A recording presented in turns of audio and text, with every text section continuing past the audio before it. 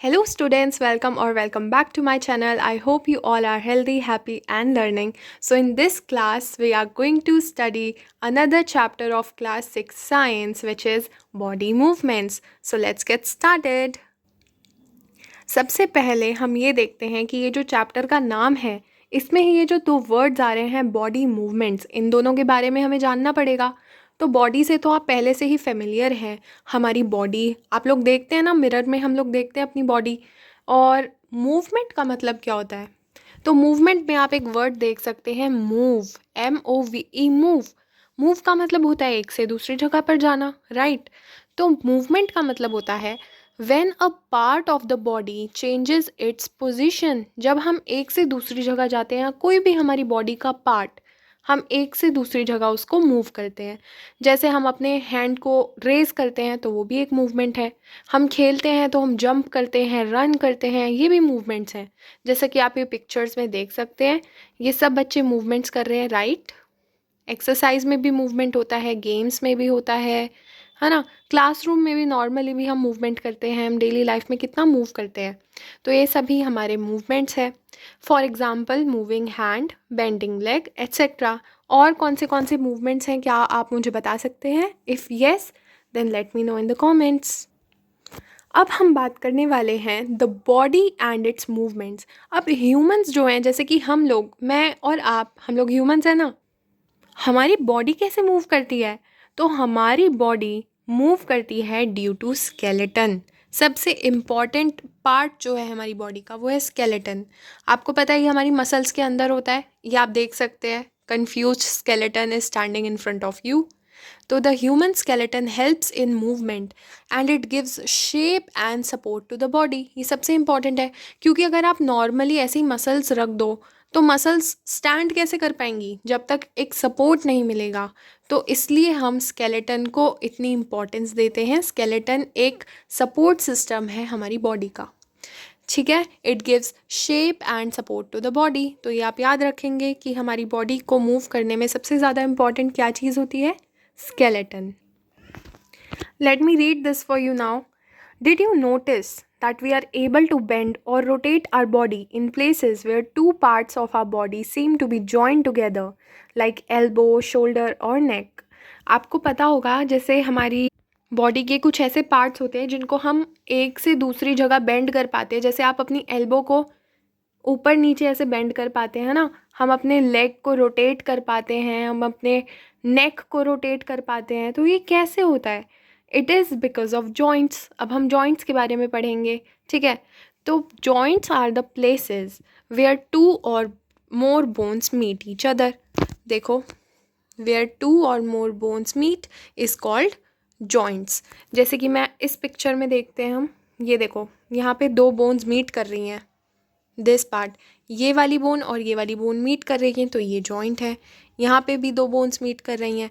तो जहाँ पे एक बोन दूसरी बोन से जुड़ी होती है उसे हम जॉइंट्स बोलते हैं। और अब हम 5 डिफरेंट टाइप्स ऑफ जॉइंट्स के बारे में पढ़ने वाले हैं, राइट। तो हमने जॉइंट्स के बारे में देखा कि ये ऐसी जगह होती है जहाँ पे 2 से ज़्यादा बोन्स मीट करती हैं and they help in movement and flexibility.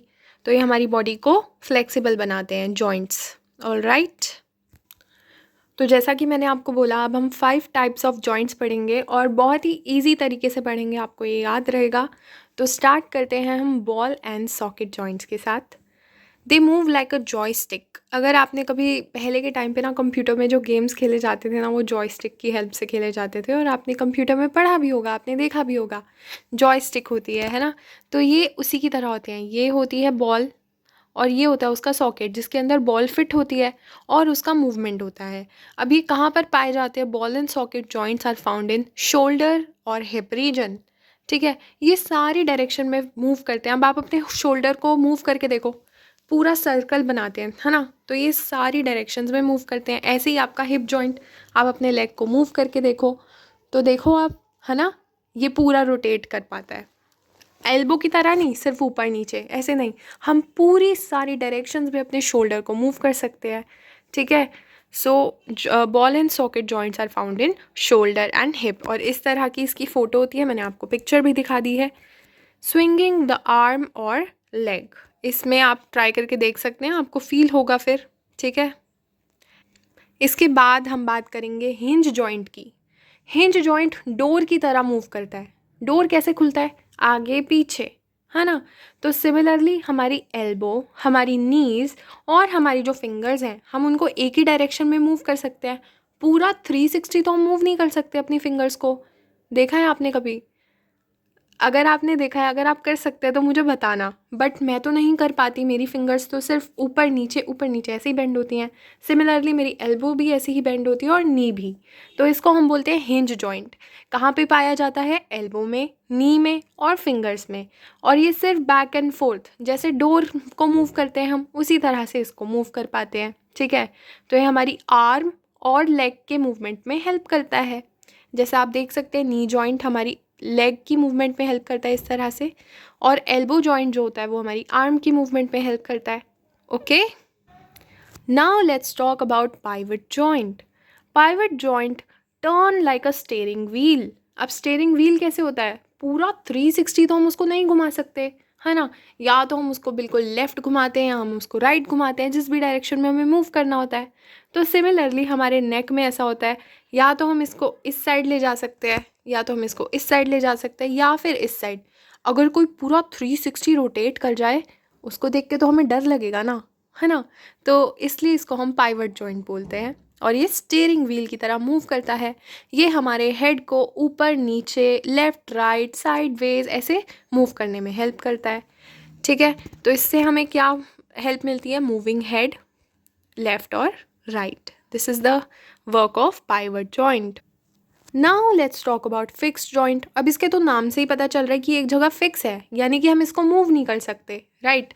So it does not move like glue, एक जगह स्टिक है। और सबसे इम्पॉर्टेंट एक हमारा फिक्स जॉइंट है, वो कौन सा है? स्कल।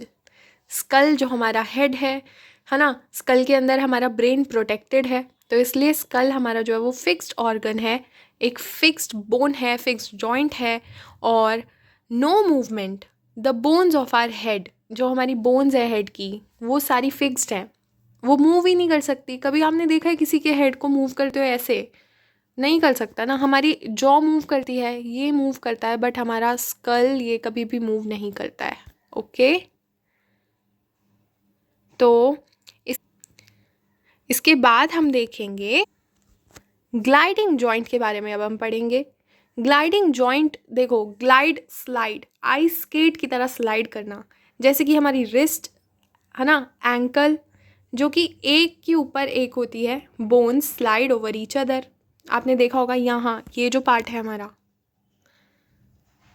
ठीक है, ये होते हैं हमारे ग्लाइडिंग जॉइंट्स। ये हमारे हैंड को up down, side to side move करने में हेल्प करते हैं, हमारी रिस्ट को और एंकल्स को। तो ग्लाइडिंग जॉइंट वहाँ पे प्रेजेंट होते हैं। एक बार जल्दी से हम रिवाइज कर लेते हैं, हमने जितने भी अभी जॉइंट्स पढ़े हैं। फिक्स जॉइंट कौन से होते हैं? स्कल बोन्स, और इसमें कोई मूवमेंट नहीं होती। बॉल एंड सॉकेट जॉइंट कहाँ पे मिलते हैं? शोल्डर में और हिप रीजन में। यहाँ पे मूवमेंट सारी डायरेक्शंस में होती है। हिंज जॉइंट डोर की तरह मूव करता है, एल्बो और नी में होता है, या तो फॉरवर्ड या फिर बैकवर्ड। पाइवट जॉइंट हमारे नेक रीजन में होता है, और ये साइड टू साइड या फिर अप डाउन हमारे हेड को मूव करने में हेल्प करता है। ग्लाइडिंग जॉइंट होता है हमारी रिस्ट में और एंकल में, और ये स्लाइडिंग मूवमेंट प्रोवाइड करता है हमारी बॉडी को। तो आज की क्लास में हम इतना ही पढ़ेंगे। अगर आपको समझ आया तो आप वीडियो को लाइक करेंगे, ठीक है, कमेंट करेंगे, शेयर करेंगे और चैनल को सब्सक्राइब करेंगे, और मुझे कमेंट्स में ज़रूर बताएंगे कि आपको कैसी लगी video. And wait for the next part. Have a nice day, keep learning, bye.